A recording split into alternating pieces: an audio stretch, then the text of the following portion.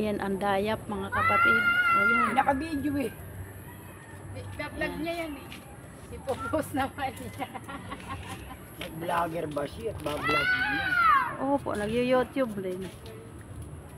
Ayun noon, bunga ng dayap. Pag vlogger ka, kailangan nakasapi ka sa mga dinadabi prangos nila rin.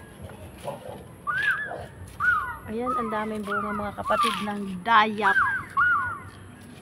Yung palang mga sumasahod. Doon marami dati yung pinatekila kayo.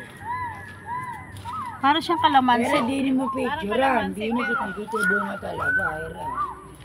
Ang dami. Nanayara din ako, sa gawin ako na rin mabunga. Era, para kitang-kita mo talagang madaming bunga. Oo nga, ang dami. Sa taas, no? O, yan, dyan mo picturean. Dami nga sa taas. Dami. Madali lang pa ito buhay na. Ito.